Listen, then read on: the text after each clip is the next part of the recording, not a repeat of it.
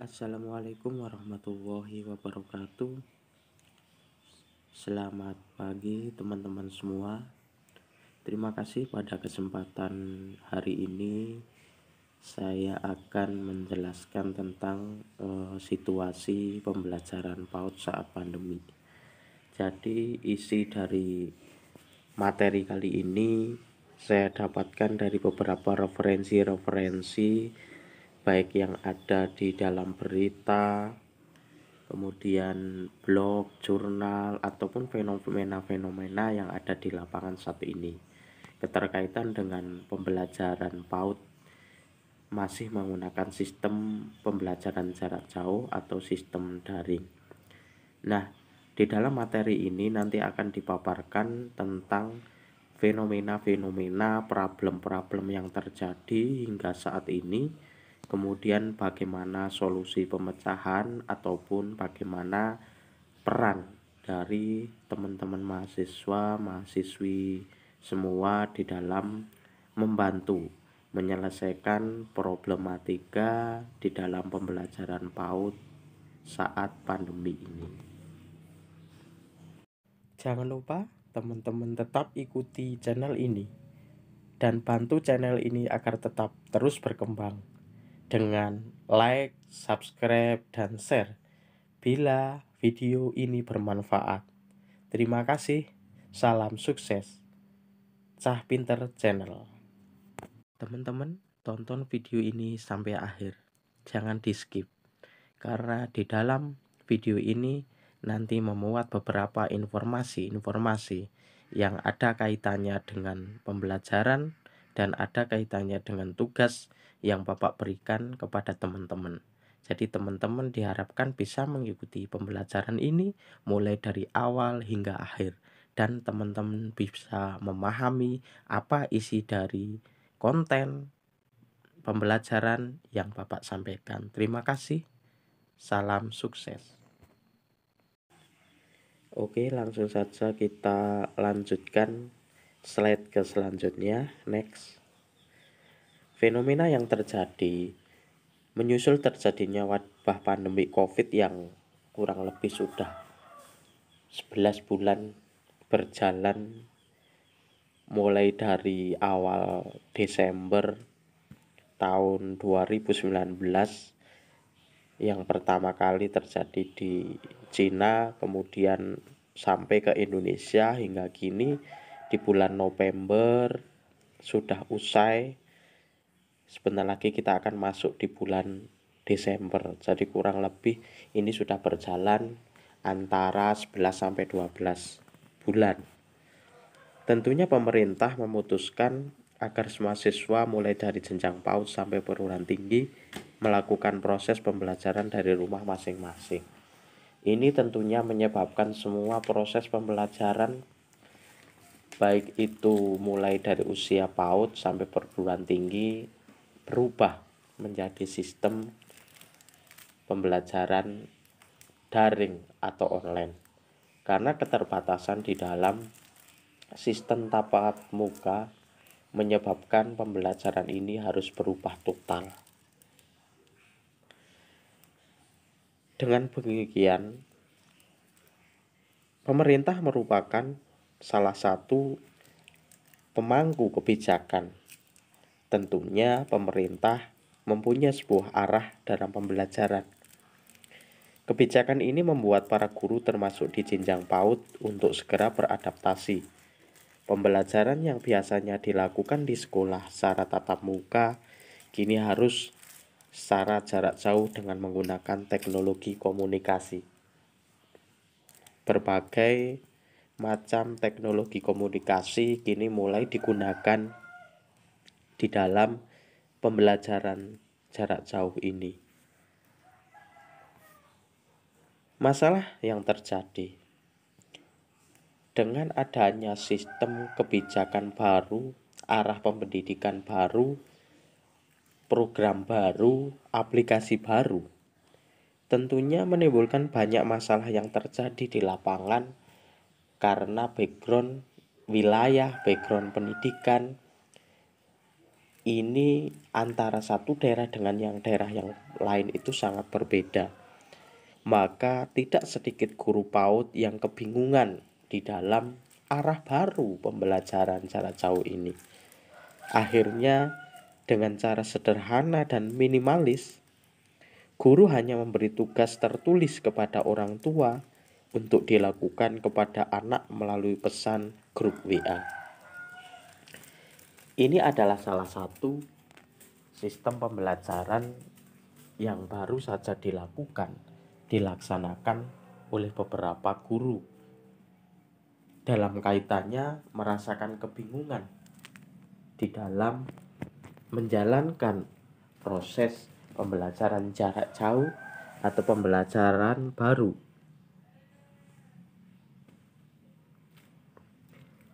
Pola komunikasi hanya sebatas menggunakan WA memunculkan problem baru, seperti ketidakmampuan orang tua menerjemahkan pembelajaran untuk anak. Maka pemanfaatan platform pembelajaran dalam jaringan atau daring lainnya perlu dikuasai oleh guru PAUD. Jadi para rekan guru dalam kaitannya pembelajaran jarak jauh ini mampu menguasai aplikasi atau platform digital lain kaitannya di dalam mengembangkan kreativitas pembelajaran agar problematika pembelajaran saat pandemi ini tidak hanya fokus di dalam pembelajaran yang berjalan dengan monoton tanpa ada timbal balik. Tentunya dalam hal ini pemerintah juga sudah menyiapkan bagaimana formulasi-formulasi agar nantinya pembelajaran ini berjalan lebih efektif dalam masa pandemi yang masih berjalan hingga bulan November ini. Kemampuan guru. Aktivitas baru ini membuat para guru PAUD harus memiliki kecakapan mengoperasikan teknologi, merancang pembelajaran jarak jauh yang tepat dan menyenangkan.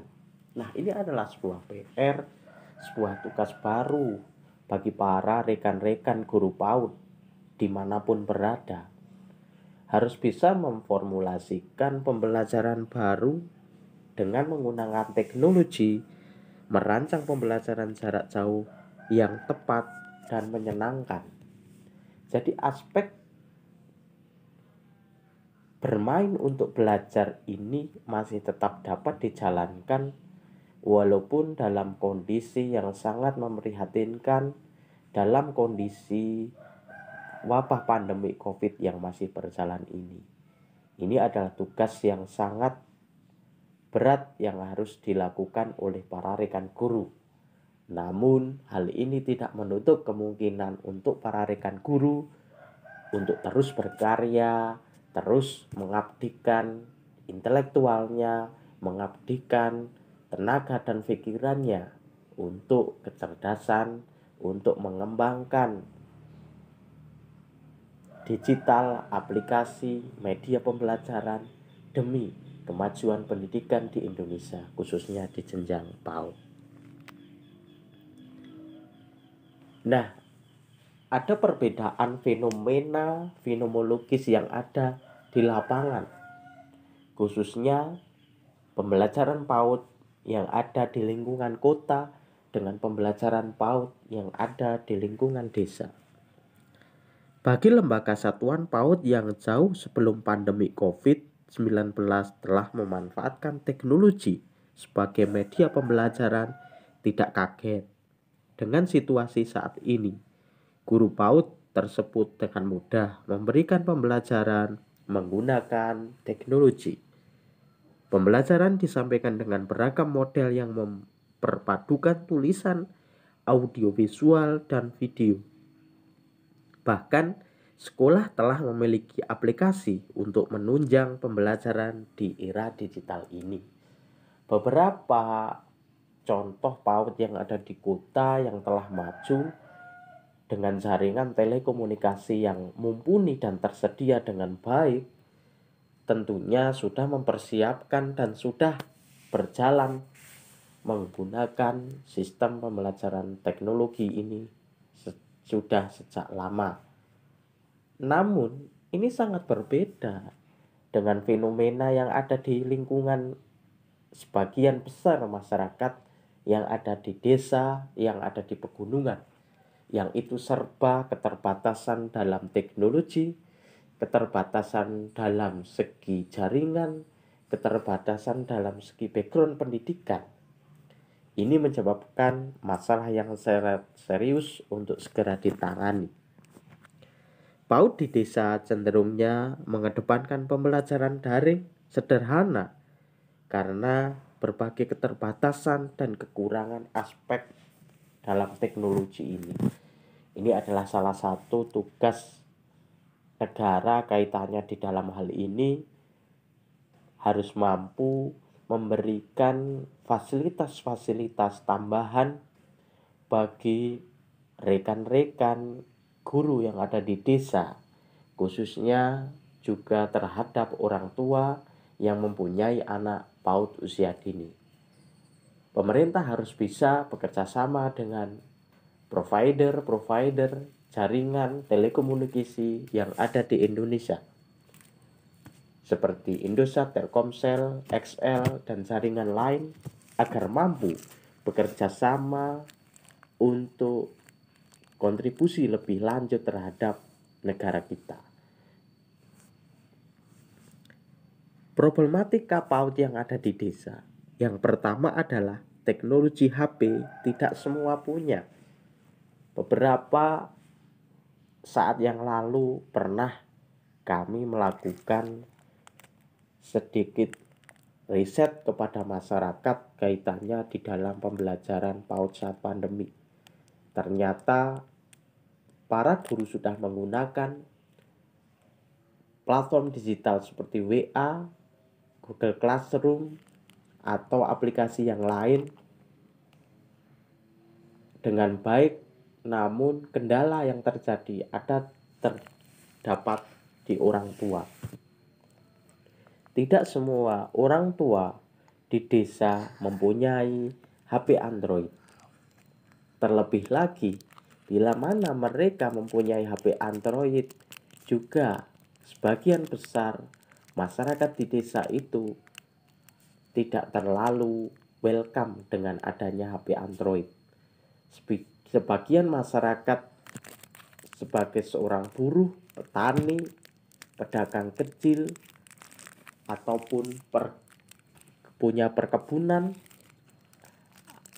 atau bidang-bidang lain, ini mereka sibuk dengan pekerjaan mereka sendiri, sehingga mereka tidak terlalu welcome dengan adanya teknologi yang ada atau teknologi baru, khususnya HP Android. Selain itu, 30% lagi dari 100% masyarakat di desa, mereka mengeluh dengan adanya keterbatasan jaringan. Keterbatasan jaringan ini sangatlah menjadi problem utama. Nah, tentunya problematika yang ada di desa ini harus segera dipecahkan bagaimana solusinya. Tentunya guru dituntut untuk kreatif dan inovatif. Sebagaimana surat edaran Mendikbud nomor 4 tahun 2020, target pembelajaran jarak jauh atau daring dari rumah tidak untuk menuntaskan kurikulum, tapi bagaimana pembelajaran ini lebih efektif dan efisien agar anak tetap dapat belajar, bermain di rumah dengan menyenangkan. Target tidak terhadap kurikulum yang harus selesai seperti target sebelum adanya pandemi ini. Karena adanya keterbatasan ini menyebabkan sistem pembelajaran ini berubah. Intinya yang penting anak tetap dapat bermain untuk belajar. Oleh karena itu, dibutuhkan kreativitas dan inovatif guru. Seperti misalnya, pembelajaran diarahkan untuk peningkatan kecakapan hidup anak. Bagaimana anak berlatih, bagaimana anak lebih membentuk karakter dengan kebiasaan-kebiasaan baru, kebiasaan-kebiasaan baik yang ada di rumah masing-masing. Konsep PAUD era pandemi ini bermain untuk belajar. Jangan sampai dilupakan, karena mereka bukan belajar seperti kiranya pendidikan anak yang lebih lanjut atau pendidikan orang dewasa. Namun, pendidikan anak usia dini adalah bermain untuk belajar. Kementerian Pendidikan dan Kebudayaan meminta selama pandemi COVID-19 ini, guru-guru pendidikan agama, guru-guru pendidikan anak usia dini, PAUD, tidak memberikan tugas macam-macam kepada muridnya. Selama masa pandemi ini, anak-anak diberikan kemerdekaan untuk bermain sepuas-puasnya di rumah. Demikian disampaikan PLT Direktur Pembinaan Guru dan Tenaga Kependidikan Pendidikan Anak Usia Dini, Abdullah, dalam video konferensi Selasa 31 Maret 2020 lalu. Guru PAUD dituntut memiliki kecakapan komunikasi yang baik kepada orang tua.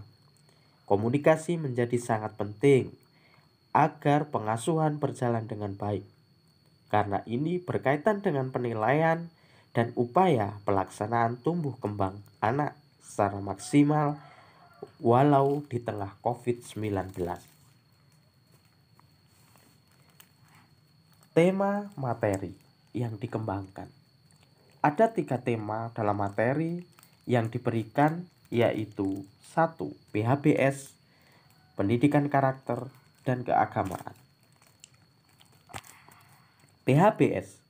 Materi PHBS misalnya praktek cuci tangan, mandi, gosok gigi, membersihkan perlengkapan makan sendiri. Itu adalah salah satu praktek-praktek yang bisa digunakan, diaplikasikan dalam materi PHBS.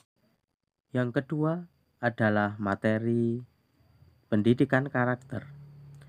Materi pendidikan karakter ini meliputi aspek gerak anak.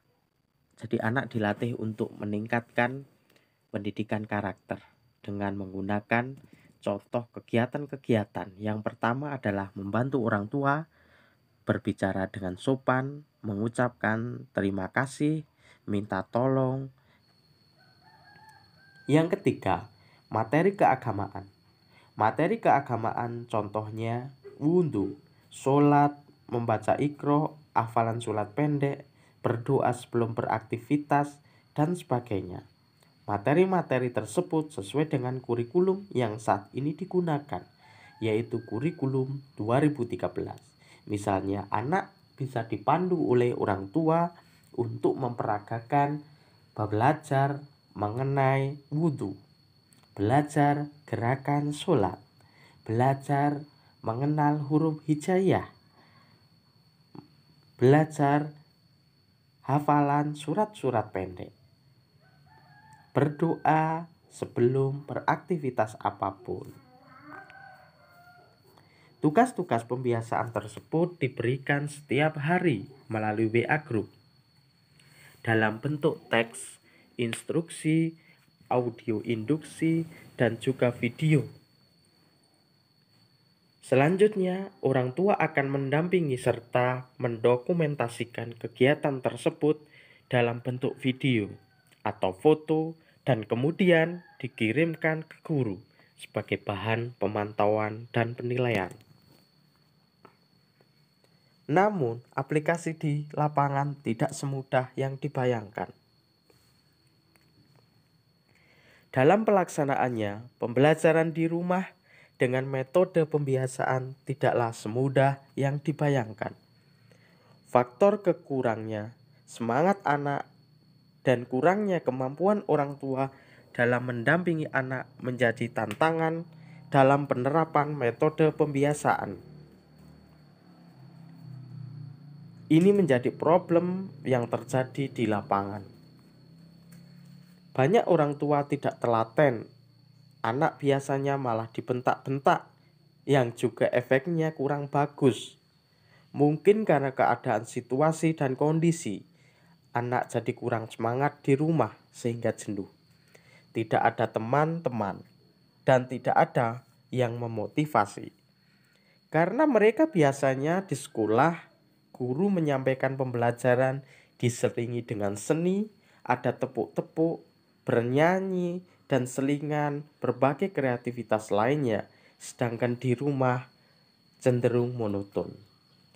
Nah, hal ini bisa salah satu alternatif guru gunakan dengan memanfaatkan platform digital lain seperti YouTube.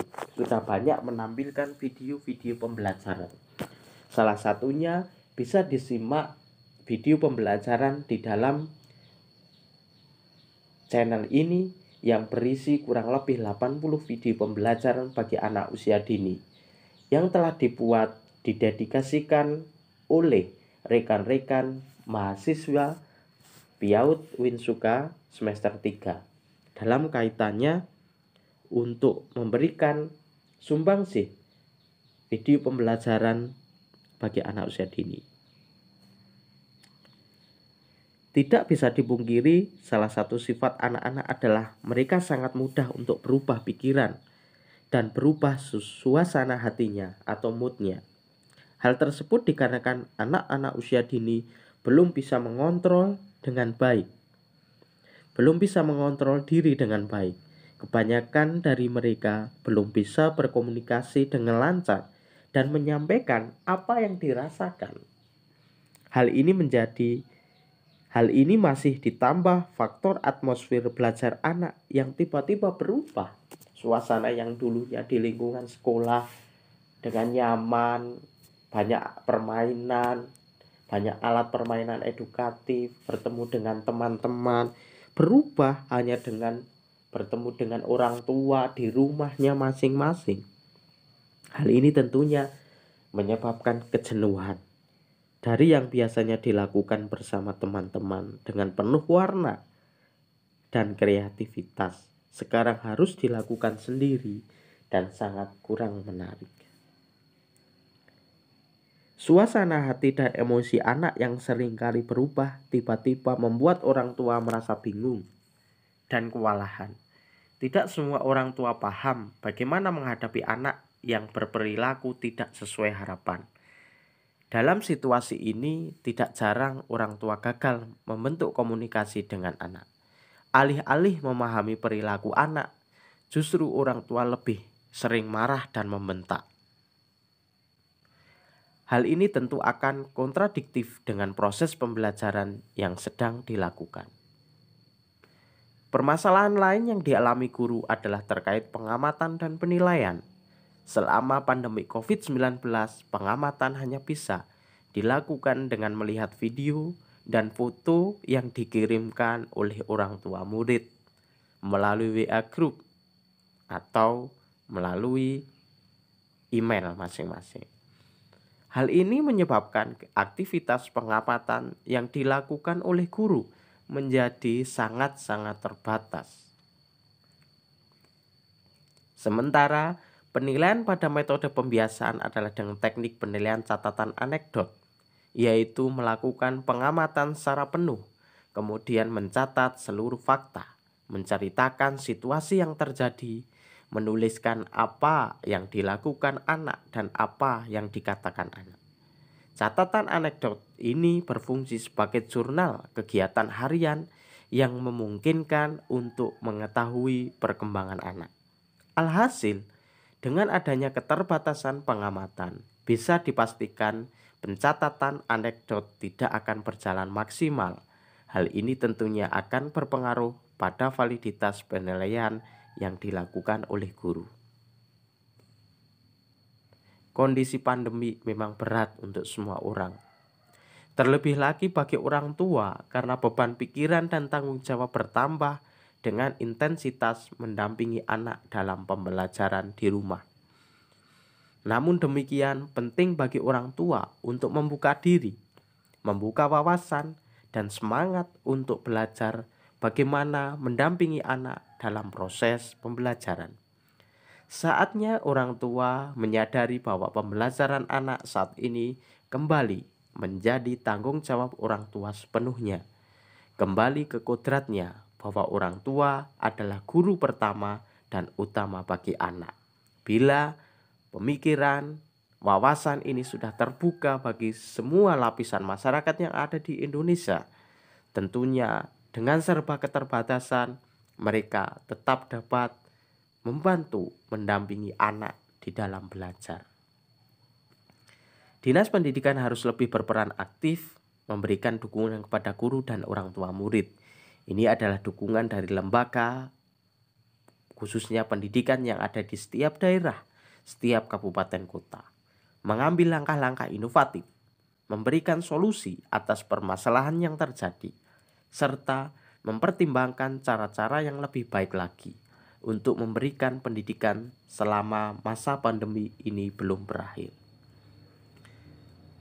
Peran sumber dan media pembelajaran ini menjadi poin penting karena peran sumber dan media pembelajaran ini menjadi solusi dalam kiranya mengatasi masalah-masalah problematika pembelajaran jarak jauh, pembelajaran daring era pandemi ini. Arah kebijakan dari pemerintah terkait ini juga menjadi sentra kekuatan utama, kekuatan bagi para guru. Yang ketiga, solusi masalah. Bagaimana para rekan guru, praktisi pendidikan, rekan mahasiswa memberikan solusi dalam masalah ini minimal bagi lingkungan sekitar. Yang keempat adalah alternatif bagaimana peran sumber dan media ini. Salah satunya dengan menciptakan atau membuat alat permainan edukatif sederhana yang itu memanfaatkan teknologi atau memanfaatkan alat-alat yang ada di lingkungan. Kontribusi mahasiswa PIAUD, aspek pengabdian. Teman-teman mahasiswi bisa memberikan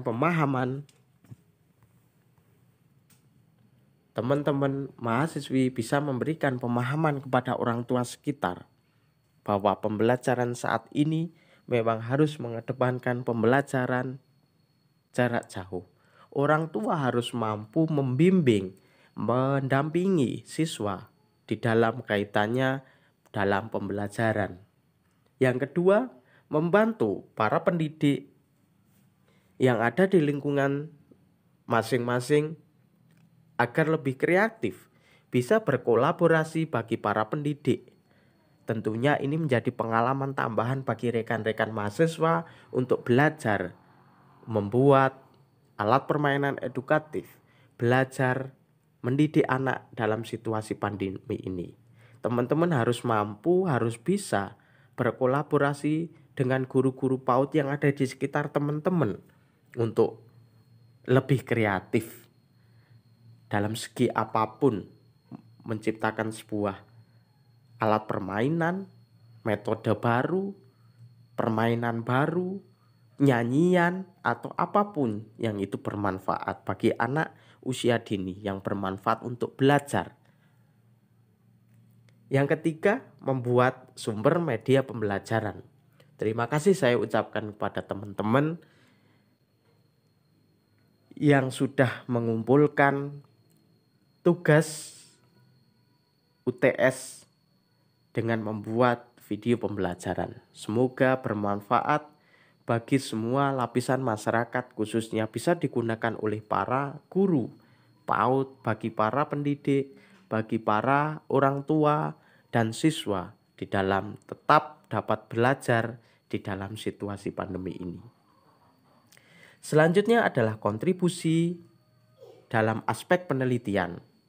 teman-teman bisa melakukan riset kaitannya dengan problematika pembelajaran jarak jauh era pandemi ini agar tercipta solusi dalam menghadapinya. Riset ini nantinya bisa digunakan teman-teman untuk menambah wawasan atau bisa teman-teman digunakan untuk bisa menulis di dalam sebuah buku, sebuah jurnal yang itu memberikan kontribusi bagi dunia pendidikan khususnya bidang PAUD dalam menangani problematika pembelajaran daring. Nah, dalam menyongsong era baru ini, sebentar lagi menurut informasi pembelajaran tatap muka akan dimulai pada awal tahun 2021. Nah, apa formulasi, arahan, masukan, ide teman-teman mahasiswa semua terkait dengan sistem pembelajaran tatap muka yang segera akan kembali dilaksanakan? Bila teman-teman punya ide, punya masukan, punya arahan, silakan teman-teman bisa tulis di kolom komentar. Nanti hasil pemikiran teman-teman akan kita diskusikan kembali dalam paparan video selanjutnya. Dari hasil paparan ide teman-teman nanti akan kami ulas di dalam video selanjutnya, ataupun bisa digunakan untuk lebih lanjut di dalam kita melakukan riset atau penelitian kaitannya dalam pembelajaran PAUD. Terima kasih. Sampai di sini pertemuan hari ini. Bila ada pertanyaan bisa teman-teman tulis di kolom komentar. Jangan lupa like, subscribe, tonton video ini. Terima kasih. Assalamualaikum warahmatullahi wabarakatuh.